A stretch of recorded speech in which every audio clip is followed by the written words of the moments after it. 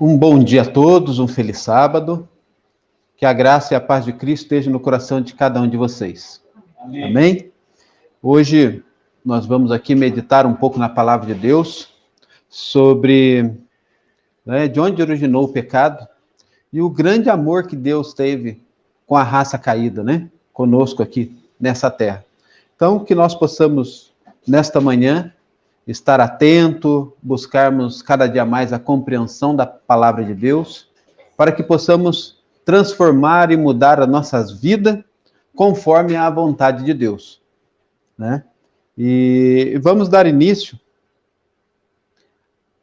ao primeiro versículo bíblico que se encontra em Tiago, capítulo 1, versículo 17. Tiago 1, 17.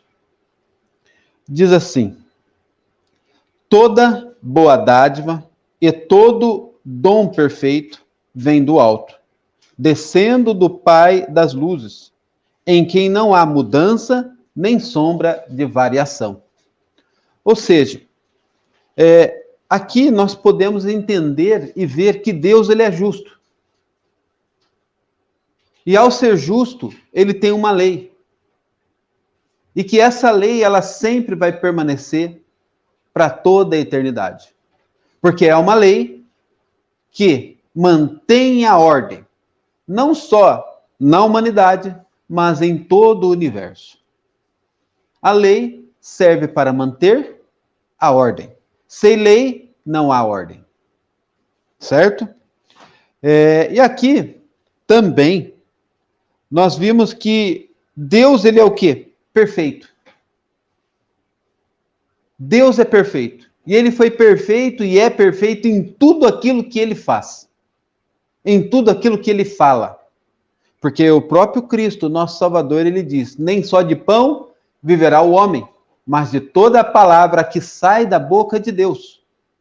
Então o homem ele tem que viver de toda a palavra que sai da boca de Deus. Isso é importante. E vamos analisar também Salmo, capítulo 89. Salmo, capítulo 89.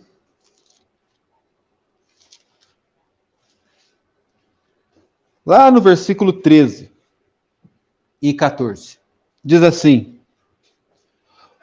tu tens braços poderosos, forte é a tua mão, e elevada a tua destra.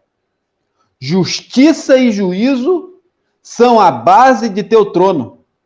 Misericórdia e verdade vão adiante de teu rosto. Então, a base do trono de Deus é o quê? Justiça e juízo. Ou seja, Deus, ele se estabelece diante do seu trono entre justiça e juízo. Justiça e juízo. Agora, para que nós possamos estar diante de Deus, assim como nós, assim como os anjos no céu, eles também têm que estar em plena conformidade com a justiça e juízo, que é a regra do trono de Deus. Justiça e juízo. Mas será que em algum tempo, lá no céu, esteve tudo perfeito e em algum tempo não houve ninguém que se rebelou contra isso? Agora nós vamos entrar na história do nosso grande inimigo. Vamos abrir nossa Bíblia, a palavra de Deus, no livro de Ezequiel. Ezequiel, capítulo 28.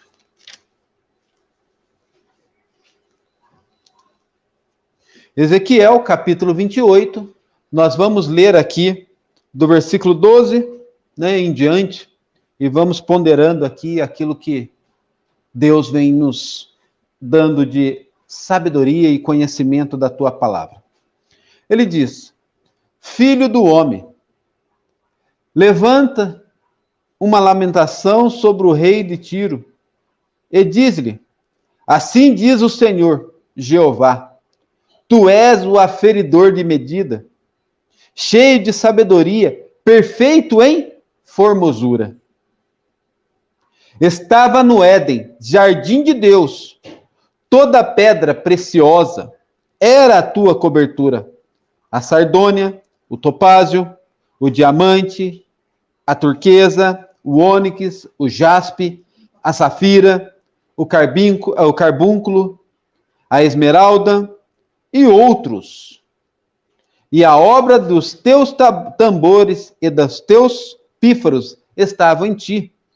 No dia em que foste criado, foram preparados. Primeiro ponto. Aqui está falando, né, de Lúcifer, o anjo de luz. Aquele querubim que assistia diante de Deus. Então está falando que quando ele foi criado, ele era o quê? Perfeito. Assim como Adão, quando foi criado nessa terra, também ele era perfeito. Ou seja, nós como seres humanos, a palavra de Deus diz que somos o quê? Criados à sua imagem e semelhança.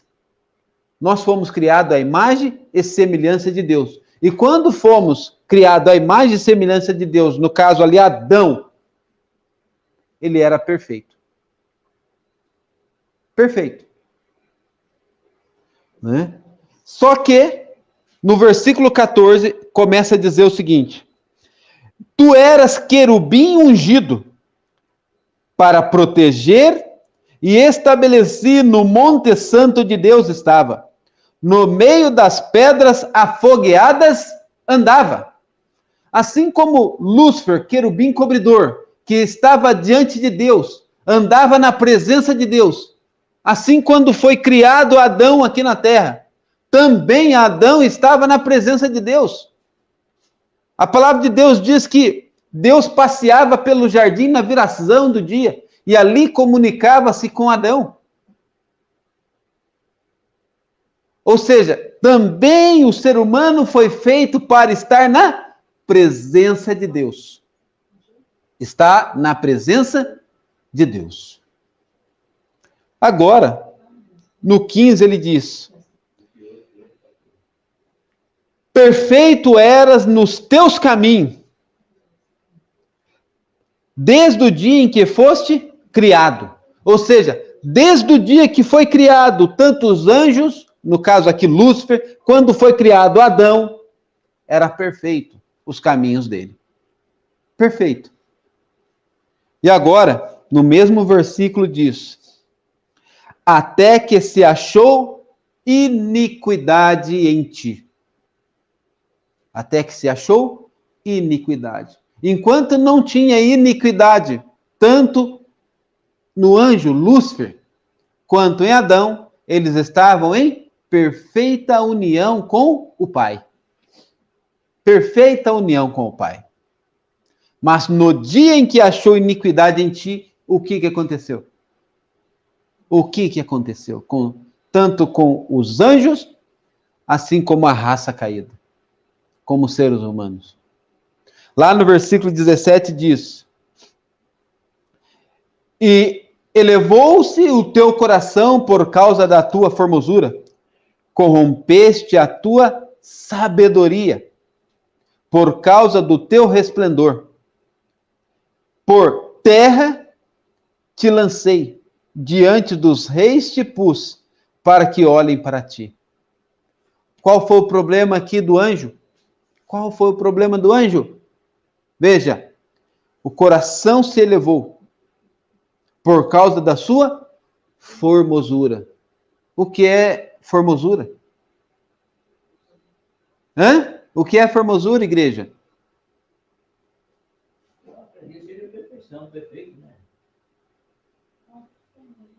Formoso, belo, bonito. Agradável. Perfeito. Ou seja, se Deus é amor, se foi feito criatura de Deus, a semelhança de Deus, o ser humano também tinha que exprimir amor. Também tinha que exprimir amor. Né? Então ele era perfeito. Um ser criado em toda a sua perfeita, tanto simetricamente como caráter. Mas a sementinha da dúvida criou-se no coração desse ser. E por ele se achar bonito, perfeito, começou-se a criar dentro dele o quê? Um orgulho. Orgulho. E através do orgulho vem a inveja. E através da inveja vem o quê? A destruição. Não foi assim com Caim e Abel? Deus chegou e falou: filhos, né? A oferta tem que ser um cordeiro. Aí Abel vai lá e pega o quê? O melhor cordeiro. Caim vai lá e leva os melhores frutos. Os dois foi obediente em levar um sacrifício. Mas só que um levou aquilo que Deus pediu. O outro levou aquilo que Deus não pediu. E por Deus ter aceitado o sacrifício de um, a oferta de um, e não ter aceitado a oferta do outro, criou-se o quê? Uma inveja. E o orgulho, né? Porque ele era o primogênito, e agora o mais novo vinha falar com ele: olha, se você levar o que Deus pediu, Deus aceita. Mas por ele ser mais velho, e o orgulho não deixou com que ele se redimisse, se arrependesse e levasse a oferta que Deus pediu. E hoje no mundo há muitos Caim por aí, porque não leva aquilo que Deus pede, leva aquilo que acha que Deus vai aceitar. Mas a princípio nós vimos que o trono de Deus é justiça e juízo. Ou seja, Deus não vai aceitar qualquer oferta por a pessoa ser boazinha. Não, ele vai aceitar aquilo que ele pediu.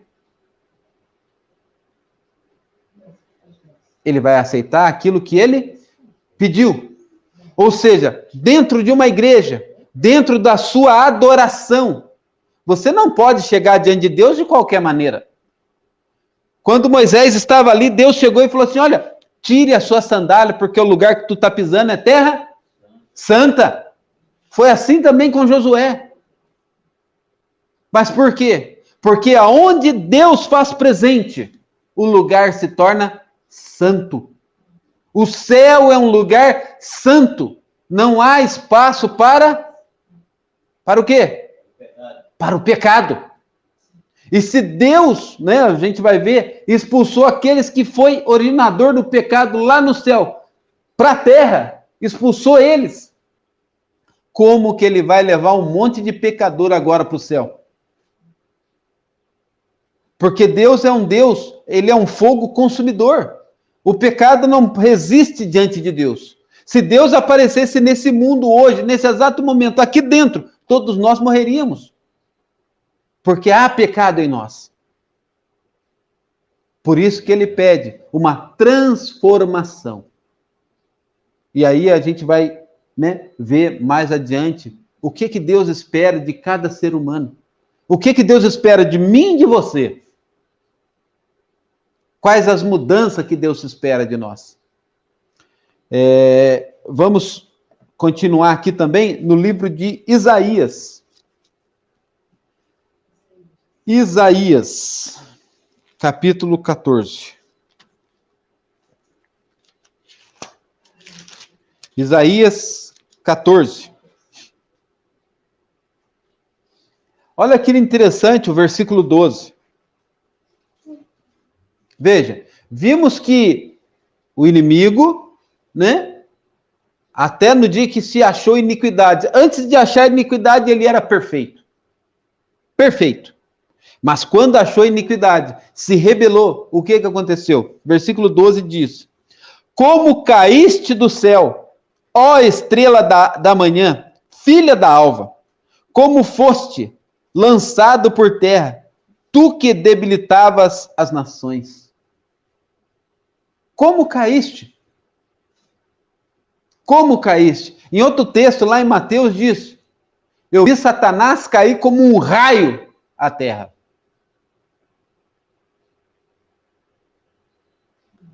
Agora veja, versículo 13.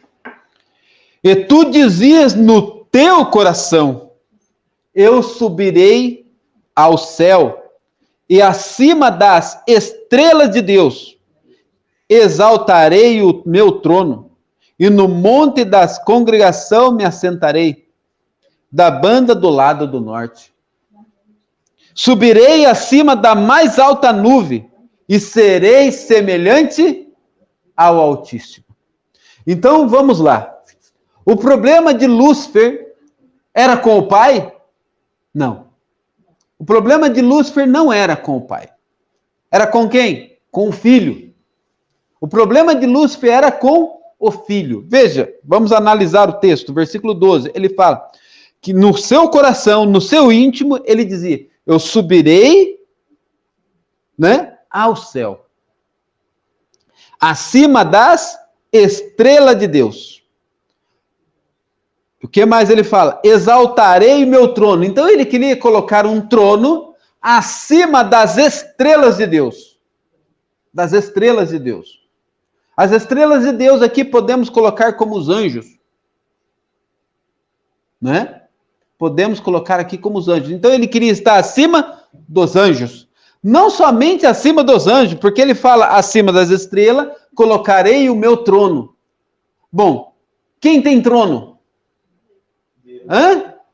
Não é um rei? Vamos trazer para o lado da terra. Quem tem um trono? O rei. Quem tem um trono no céu? O rei do universo, que é o nosso Criador. Então ele queria colocar acima das estrelas o seu trono. E se ele quer se entrar num trono, ele queria ser o quê? Um Deus. Ele queria ser um Deus. Então ele queria colocar um trono e ser um Deus. E o que mais? Olha só o que ele fala no 14. Subirei acima da mais alta nuvem e serei semelhante. Ele queria ser igual a Deus. Ele não queria ser maior do que Deus, o Criador. Ele queria ser igual a Deus. Por outro lado, nós vemos na Bíblia dizer, mesmo em forma de Deus, não se usurpou ser igual a Deus. Aqui falando do Filho, Jesus. Mesmo sendo da mesma espécie que o Pai, ele não quis ser igual a Deus. E por outro lado, Lúcifer, um ser criado, queria ser semelhante ao Altíssimo. E quando ele fala que ele quer colocar o seu trono acima das estrelas, ele queria estar acima dos anjos e também acima de quem? Versículo 14. Subirei acima da mais alta nuvem. Bom, a nuvem ela tem um outro significado. No deserto, quando Deus tirou o povo do cativeiro egípcio, de dia, seguia-se uma coluna de nuvem. E ali Deus falava através do Filho com o povo. Então quem estava ali? O Filho. E à noite uma coluna de fogo. Quem falava ali? O Filho. Ou seja, a nuvem representada aqui no contexto significa Jesus. Então simplesmente ele não queria estar somente acima dos anjos, mas acima do Filho de Deus. Ele queria estar acima do Filho de Deus, semelhante ao Altíssimo. Então, olha a ambição, o que a inveja, o que o orgulho trouxe na vida desse ser que foi criado perfeitamente por Deus. Perfeitamente por Deus. E veja, ele não era só simplesmente um querubim cobridor. Ele assistia o pai e o filho. E todas as ordens que saíam ali entre o pai e o filho, ele era o primeiro a receber e distribuir a todos os outros anjos. A todos os outros anjos. Mas só isso não bastava. Ele queria ser semelhante. Ele queria ter um trono. Bom, ele não conseguiu isso no céu. E veio estabelecer esse trono aqui na terra. Quando ele conseguiu estabelecer esse trono na terra? Quando? Vamos para Gênesis. Gênesis capítulo 3 fala aqui sobre a tentação e queda, né, do homem. E aqui nós vamos pegar alguns versículos só para não precisarmos lermos tudo, né? Mas aqueles que quiserem mais tarde, depois, pode ler o capítulo 3, né? E vai ver ali como a serpente, né? Que Satanás usou ali aquele animalzinho ali para enganar, né? Então veja, assim como ele enganou milhares de anjos no céu, também ele veio à terra com uma missão: enganar a obra-prima de Deus. Ele diz aqui no versículo 3, aliás, 2, ele disse a mulher, a serpente, do fruto da árvore do jardim comeremos, mas do fruto da árvore que está no meio do jardim, disse Deus, não comereis dele, nem nele tocareis, para que não morrais. Então a serpente disse à mulher, certamente não morrereis. Ou seja, então aqui a serpente já começou a colocar uma sombra de dúvida. Deus falou que no dia que dela comesse, morreria. Agora a serpente chega e fala, não morrereis. Agora pairou o quê? Um ponto de dúvida na mente do ser humano. Pairou a dúvida na mente de Eva. E agora? Um fala que morre, o outro fala que não. E a serpente era muito astuta. Ela comeu o fruto e falou assim, olha, eu comi do fruto, por isso estou falando. E o que mais? Não só isso, olha só. Versículo 5. Porque Deus sabe que no dia em que deles comerdes, se abrirão os vossos olhos, e sereis como Deus, sabendo o bem e o mal. O que Satanás queria ser lá no céu? Um Deus, porque ele queria colocar-se em um trono. E o ser humano hoje, nós olhamos para a raça humana, vendo os homens sábios do mundo, eles querem ser o que também? Um Deus. Querem clonar, querem fazer isso, fazer aquilo outro, eles querem ser um Deus. E esse desejo já veio para onde? Desde a idade de Eva. Porque o que a serpente falou para ele? No dia em que vós comerdes do fruto, se abrirão vossos olhos e serão como? Como Deus. Eva agora fala, puxa vida, eu vou ser como um Deus.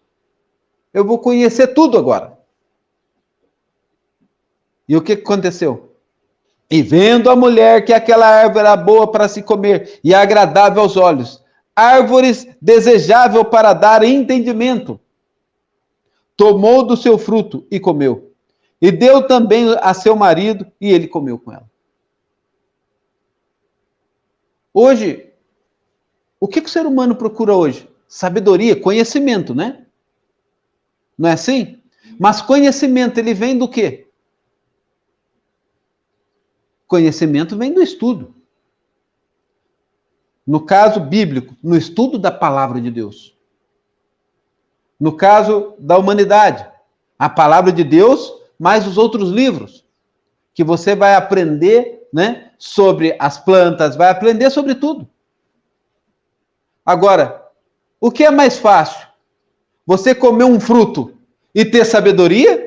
Ou você dedicar tempo e tempo no estudo da palavra de Deus e em outros livros para conhecer como, né, a natureza, como é a vida animal, como é a vida, né, vegetal?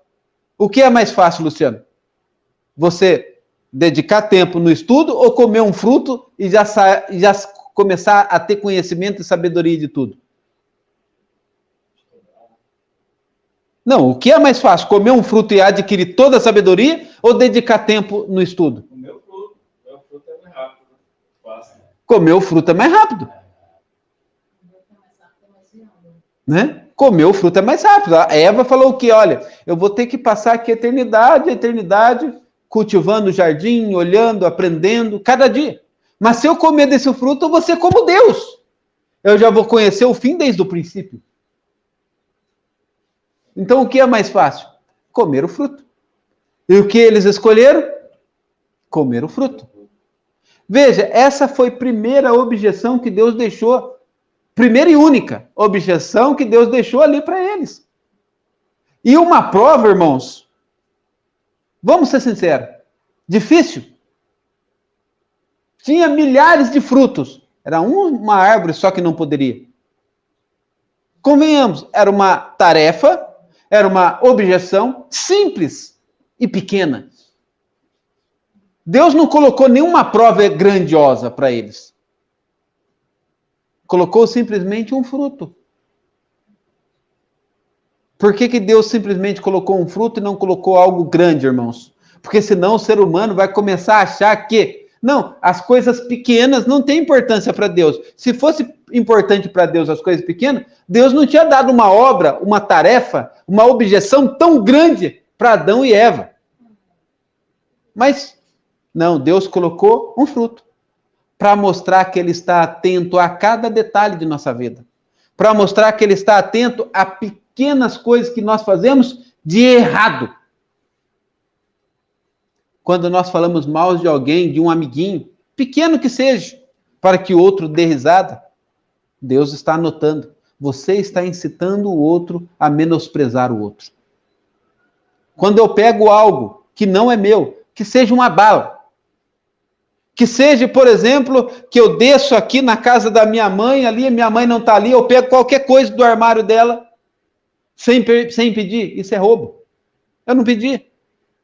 Se meu filho sai daqui, desce na avó dele, pega lá, vamos pôr, uma bala que seja aqui em cima da mesa. Sabemos que ela não vai ligar por isso, que ela vai dar de coração. Mas se você não pede, é o quê? É roubo. Então eu não posso entrar na casa de ninguém, pegar nada de ninguém. É roubo. Se eu pegar algo sem permissão de alguém, é roubo. Então Deus se importa sim com qualquer coisa que nós fazemos aqui nessa terra, pequena que seja, que aos olhos humanos acha ser pequeno, mas o céu registra como pecado. Um alfinete, pecado. Se pegarmos um alfinete de alguém sem permissão, pecado. Para que possamos entender que o trono de Deus é justiça e juízo. Vamos supor, nós aqui, eu e o Afonso, compramos 1 tonelada, né, 1.000 quilos de areia. Aí que é a metade para ele e metade para mim. Como que nós faríamos essa divisão? Bom, pesa ali 500 quilos para cada um, tá tudo certo. Não é assim, Afonso? 500 quilos para cada? 500 quilos para cada, tá certo. Aos olhos humanos estamos corretos, não estamos? Mas aos olhos de Deus, como que Deus dividiria essa 1 tonelada entre mim e o Afonso? Ele contaria os grãos e dividia. Isso é a perfeição diante de Deus. Deus, ele exige perfeição humana. E muitos podem dizer, mas como que nós vamos ser perfeitos? Bom, a palavra de Deus diz, seja santo porque eu sou santo. Se Deus falou que nós possamos, para que nós possamos ser santos, é porque nós temos condição de ser santo. Agora, o povo de Deus, ele vai viver de toda a palavra que sai da boca de Deus. E isso saiu ou não saiu da boca de Deus? Saiu. E se Deus falou, acontece. Deus falou para a serpente, olha, você vai perder a asa e vai rastejar e comer pó para sempre agora. O que aconteceu com a serpente? Perdeu a asa e rasteja. Agora eu falo, se eu chegar para qualquer animalzinho e falar para ele assim, ó, você vai perder a sua perna agora, ele vai perder? Não vai perder. Mas se Deus fala, acontece. O homem fala, não acontece. Então, estão entendendo a tão gravidade do pecado? O que aconteceu com o pecado? É simples, irmãos, é só dar uma volta no bairro e você vai ver a mão do pecado sobre a humanidade. A decadência da raça humana e de todos os seres viventes desse planeta. Ou seja, acima de tudo, irmãos, o orgulho. O orgulho. Porque se a pessoa ela tem alguma coisa na vida, ou tem alguma patente, ou algum poder, mais simples, quer conhecer qualquer ser humano? Dê poder a ela. Aí você vai conhecer o verdadeiro caráter de cada ser humano. Dê poder a ela. os da sinagoga, tinha poder, né? E mandava matar. Não foi assim com Jesus? Não foi assim com Estevão? Não foi assim com os discípulos, com Paulo? Eles não mandaram matar todos eles? Eles tinham o quê? Poder. Mas por outro lado, Elias, ele era obediente a Deus. Elias tinha poder? Não, ele tinha autoridade do céu. Por isso que fogo caía do céu e assim por diante. Porque ele era obediente a Deus. E ele era tão obediente a Deus que Deus levou ele para perto dele. Enoque andou com Deus 300 anos. Obediente. Queria tanto estar na presença de Deus que Deus levou para ele também.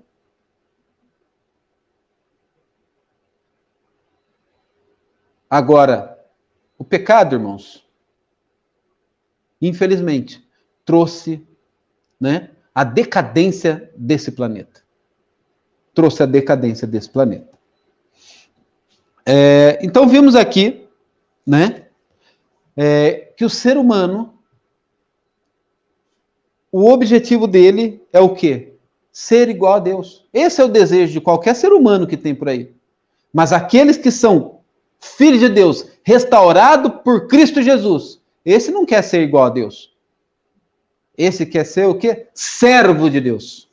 Ele quer servir, ele tem prazer em servir a Deus. Né?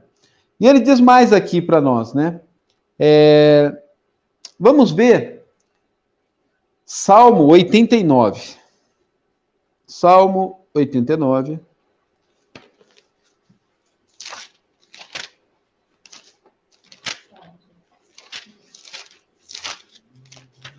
Salmo 89. Ele diz assim, versículo 15 a 18. Ele diz: Bem-aventurado o povo que conhece o som festivo. Andará o Senhor na luz da tua face. Em teu nome se alegrará todo dia, e na tua justiça se exaltará. Pois tu és a glória da sua força, e pelo teu favor será exaltado o nosso poder. Porque o Senhor é a nossa defesa, e o Santo de Israel, o nosso Rei. Né? Então, olha que maravilha aqueles que obedecem. Aqueles que buscam estar na presença de Deus. Não ser igual a Deus. Ser como Deus. Mas ser aquilo que Deus quer que nós sejamos. Amém. Servos dele. Né? Servos fiéis. É isso que Deus quer de cada um de nós. Jesus, quando ele veio a essa terra, né? Ele veio ser rei ou ele veio ser servo? Veio ser servo. Ele veio ser servo do seu pai. E ainda nos servir ainda. Olha só que interessante. E nós queremos ser mais, né? Mais que o outro. E Jesus, mesmo sendo o Filho de Deus, ele veio ser menor do que nós. Ele veio nos servir. Veio nos redimir diante do pecado para com Deus. Salmo 145.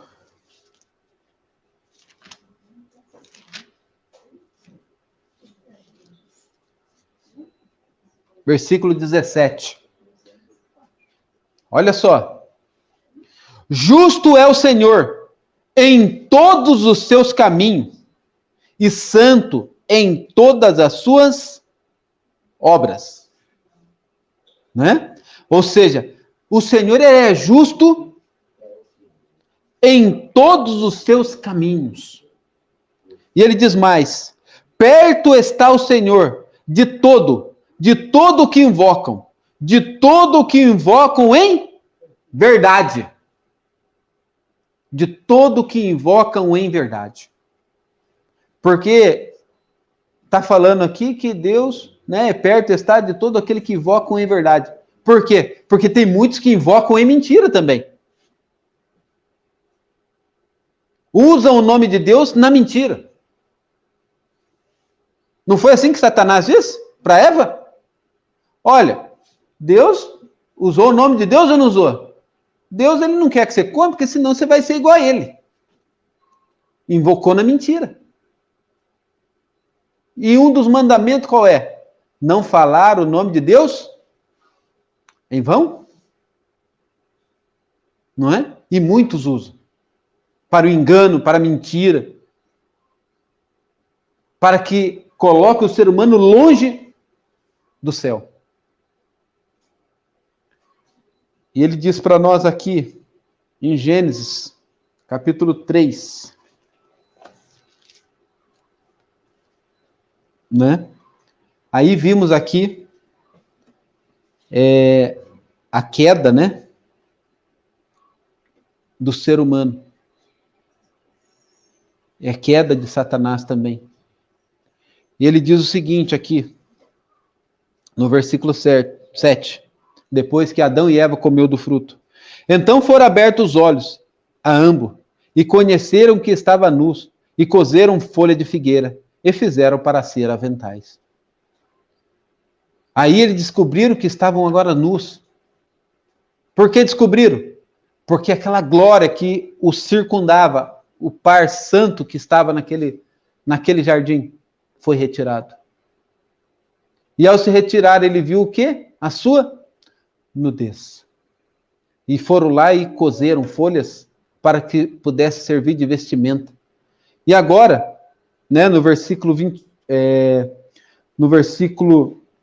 21 de Gênesis 3, diz assim: E fez o Senhor Deus a Adão e a sua mulher túnica de pele, e os vestiu. Aqui agora começa, né, a obra de amor maravilhoso para com Deus.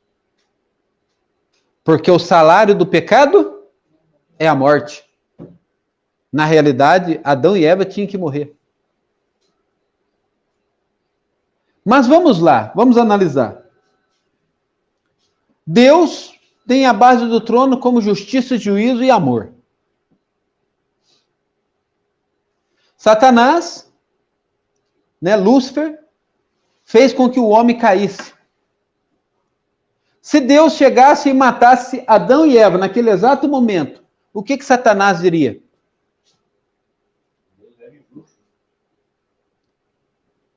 Não, que você não é amor. Só porque eles não obedeceram, agora tu matas? Tudo não é amor. Ele estava certo lá no céu, né? Que ele estava sendo certo lá no céu, né? Justo, correto, né? Agora, se Deus, por outro lado, chega e fala assim, não vou matar eles. Satanás diria o quê? Tu não é justo. Tu não é justo. Ou seja, Deus não poderia usar as armas de Satanás. Porque as armas de Satanás é o quê? É o engano, a mentira, a injustiça. De Deus é justiça, juízo e amor.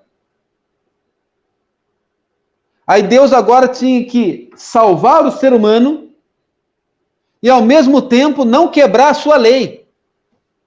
A sua justiça, que é a base do teu trono. Mas o salário do pecado é a morte. Então alguém tinha que morrer. Mas Deus morre? Deus não morre. Então quem ele usou? O filho. Essa raça, meu filho, só vai conseguir a salvação se você der a vida por eles. Está em tuas mãos. Jesus aceitou essa obra. Jesus aceitou. Falou, pai, eu vou lá morrer por eles. Vou dar minha vida, vou trocar minha vida por eles.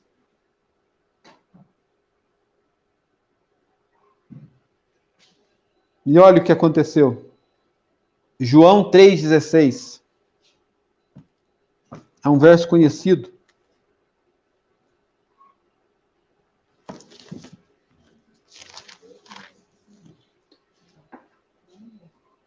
Diz assim: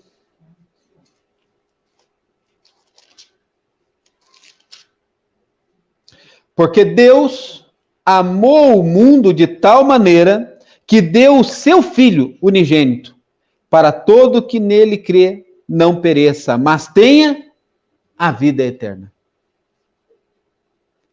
Ou seja, Deus amou o mundo de tal maneira, irmãos, nós não temos a compreensão, essa palavra, tal maneira. Irmãos, eu pergunto, alguém tem coragem de dar um filho seu para salvar um monte de pessoas que estão na cadeia? Por que eu estou usando as pessoas na cadeia? Porque elas fizeram algo grandioso para estar ali. E o que Jesus fez? O que Deus fez através de seu filho?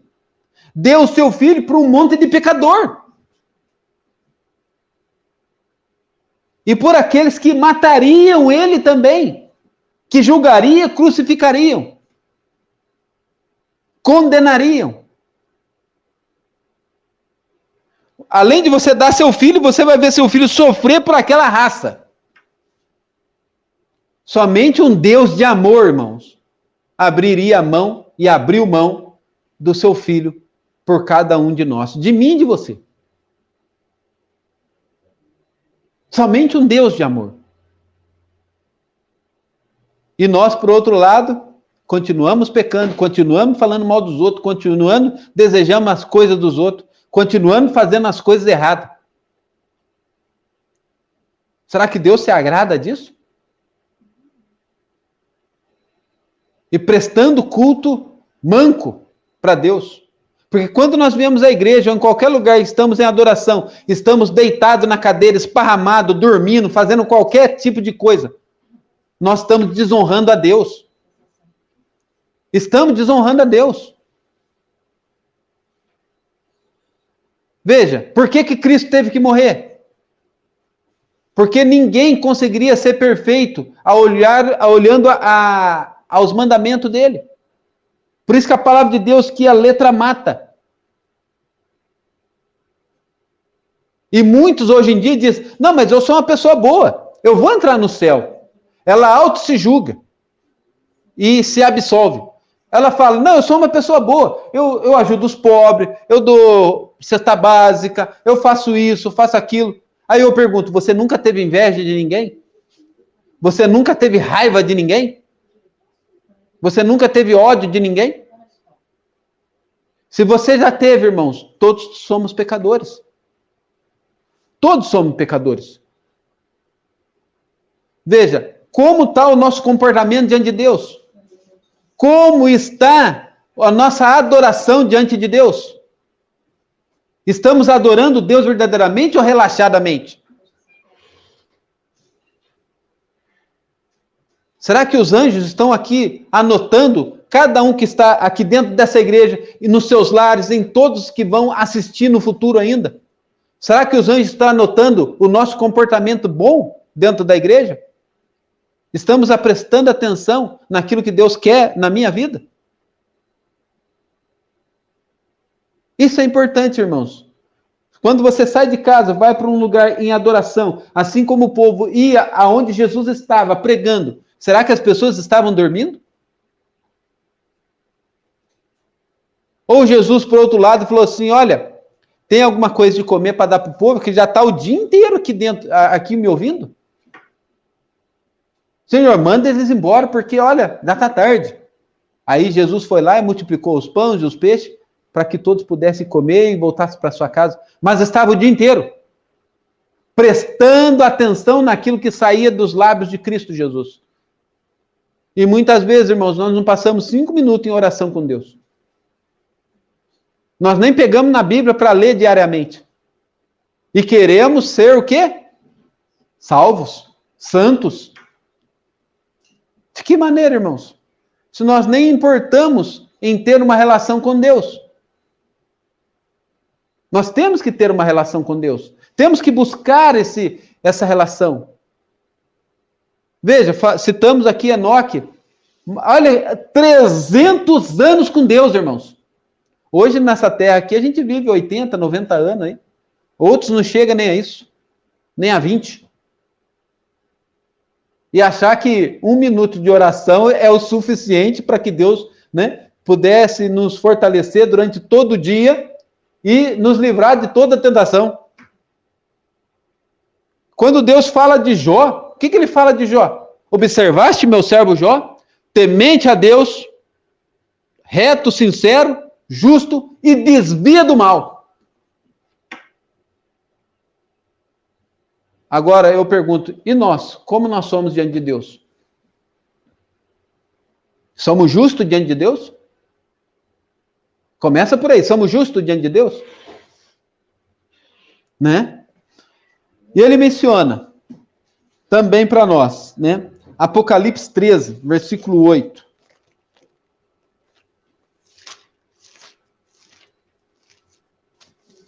Treze, 8, diz assim: e adoraram-na todos os que habitam sobre a terra, esse cujo nome não estão escrito no livro da vida do Cordeiro, que foi morto desde a fundação do mundo. O Cordeiro foi morto desde a fundação do mundo, pela promessa. Se o homem caísse, o Cordeiro já estava ali preparado para salvar a mim e a você. Mas precisava ele ser sacrificado? Não. Se permanecesse fiéis a Deus, na palavra de Deus, o Cordeiro estava ali, na promessa, mas não precisaria ter sido morto. Mas ele já estava ali na promessa, preparado, para que pudesse dar a vida por mim e por você. Quer um ato de amor maior do que esse, irmãos? Quer um ato de amor maior do que esse? 2 Coríntios, capítulo 5. 2 Coríntios, capítulo 5.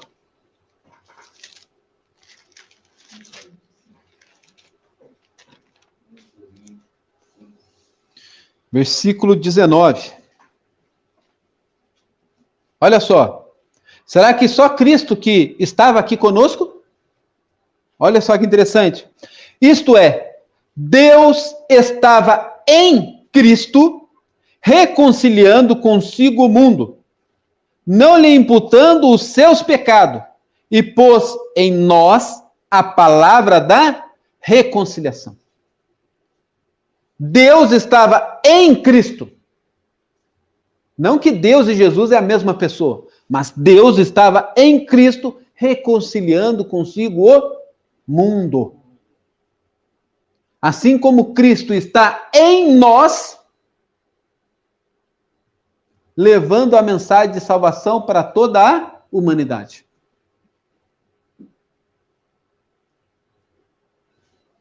Também o versículo 21 diz: aquele que não conheceu o pecado, o fez pecado por nós, para que nele fossemos feitos justiça de Deus.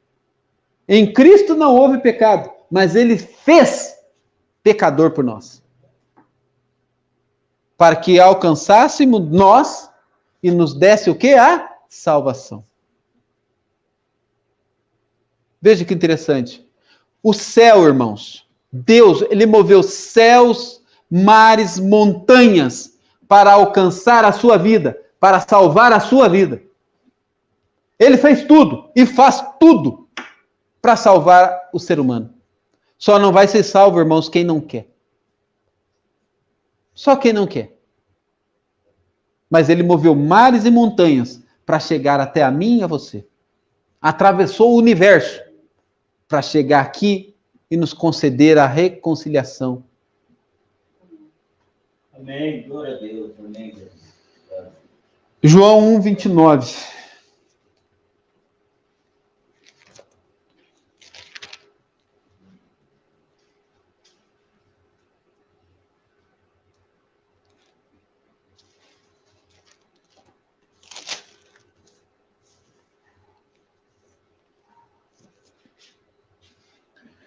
Diz assim: no dia seguinte, João viu a Jesus, que vinha para ele, e disse: eis o Cordeiro de Deus, que tira o pecado do mundo. Né? João aponta a Jesus e fala: eis o Cordeiro de Deus que tira o pecado do mundo. O diabo trouxe o pecado para o mundo através de Adão e Eva. Jesus, ele veio a esse mundo para tirar o pecado do mundo.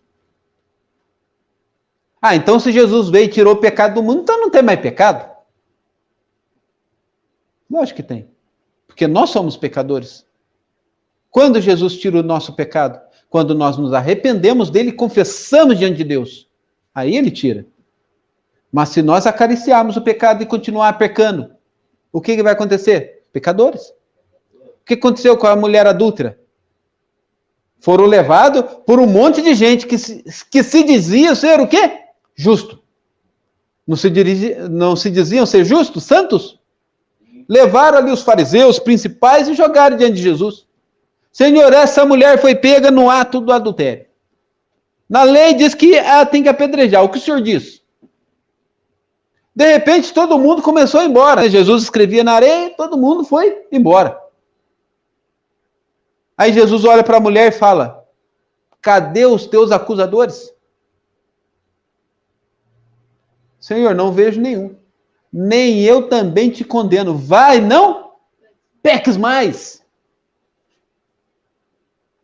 E qual foi a transformação dessa mulher? Seguiu a Jesus agora até a cruz. Depois da ressurreição também. Mudança de vida, irmãos. E aqueles que diziam ser o quê? Justos, santos, crucificam. Não foi assim? Crucificam. Levaram a condenado, né, para a morte.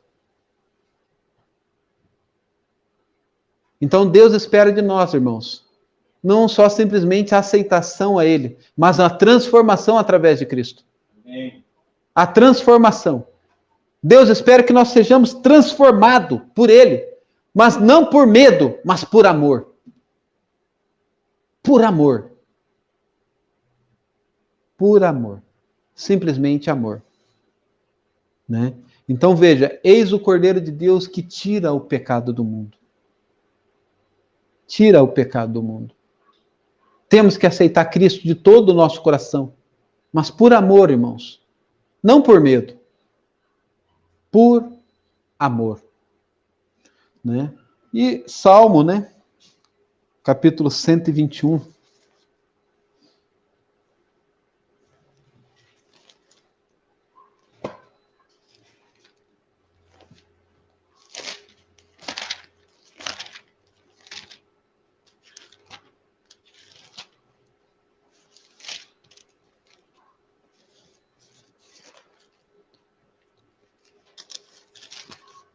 Salmo 121, nós vamos ler ele, e assim encerramos, né? Ele diz: elevo os olhos para os montes, de onde me virá o socorro? O meu socorro vem do Senhor, que fez o céu e a terra. Não deixará vacilar o teu pé, aquele que te guarda não tosquenejará. Eis que não tosquenejará, nem dormirá o guarda de Israel. O Senhor é quem te guarda. O Senhor é a tua sombra, à tua direita. O sol não te molestará de dia, nem a lua de noite. O Senhor te guardará de todo o mal. Ele guardará a tua alma. O Senhor guardará a tua entrada e a tua saída, desde agora e para sempre. Veja, de onde vem a nossa salvação? De Deus. E olha que interessante, ele fala que ele não tosquenejará, ou seja, ele não dormirá. O vigia, ele está sempre vigiando. Agora eu pergunto, quando Jesus estava com os discípulos, né, no horto ali, ele chamou ali os discípulos e estava orando. Quando ele voltava, os discípulos estavam o quê? Dormindo. E Jesus falava: nenhuma hora pudeste vigiar comigo. Jesus não dormiu. Jesus estava ali vigiando, zelando pela vida dos seus. E hoje em dia é a mesma coisa. Deus está ali zelando pelas nossas vidas. E eu pergunto, nós zelamos pelas nossas próprias vidas? Não. Se zelássemos, irmãos, estaríamos em oração constante. Não estou falando que você vai ficar o dia inteiro de joelho orando, mas em pensamento, no trabalho, em qualquer lugar, o seu pensamento estará ligado com Deus. E é essa ligação que Deus deseja. Amém. Né? Citamos Enoque, andou 300 anos. Isso não quer dizer que nós temos que virar um eremita, ir lá para o meio do monte e ficar lá. Não, não é isso. É você ser transformado dia após dia pelo amor de Cristo. Dia após dia, Deus falando do seu coração. Dia após dia, você sendo obediente a Deus. Dia após dia. Deus deseja isso. Deus, Ele quer isso. Mas quantas horas vigiamos por dia? Ou se vigiamos, né? Muitas vezes nós nem vigiamos. O que nós estamos esperando? Então Deus, irmãos, Ele entrega em nossas mãos tudo o que Ele puder fazer para salvar as nossas vidas. Amém? Amém? E aqui, né, para encerrarmos, diz assim no Salmo 125:1: os que confiam no Senhor serão como o monte Sião, que não se abalam, mas permanece para todo sempre. Amém? Amém? Que nós possamos ser como o monte Sião, permanecer para todo o sempre. Amém? Que Deus abençoe a cada um de vocês, que Deus derrame sobre vocês o teu Espírito, e que possamos, irmãos, cada dia estarmos buscando a semelhança de nosso Senhor e Salvador Jesus Cristo. Amém? Que a graça e a paz de Cristo esteja convosco. Amém. Amém. Oremos. Senhor Deus e Pai, que no alto céus habita, em nome de Jesus agradecemos a Ti por essa manhã de sábado, reunido na Tua casa de oração. Que o Senhor, nesse momento, derrame do Teu Espírito sobre cada um de nós, sobre as pessoas que nos acompanham nos seus lares, em qualquer outro lugar que esteja, Pai. Que a Tua graça e Teu amor chegue ao coração de cada um deles. E que cada um de nós possamos refletir, Senhor, o que nós estamos fazendo com nossas vidas diariamente diante de Ti. Dai-nos a Tua bênção, Pai. Seja conosco o nosso escudo forte, Pai, a nossa proteção. Em nome de Jesus, entregamos nossas vidas em Tuas mãos. Nos conceda um sábado maravilhoso na Tua presença, por Cristo Jesus, nosso Senhor. Amém. Amém. Amém.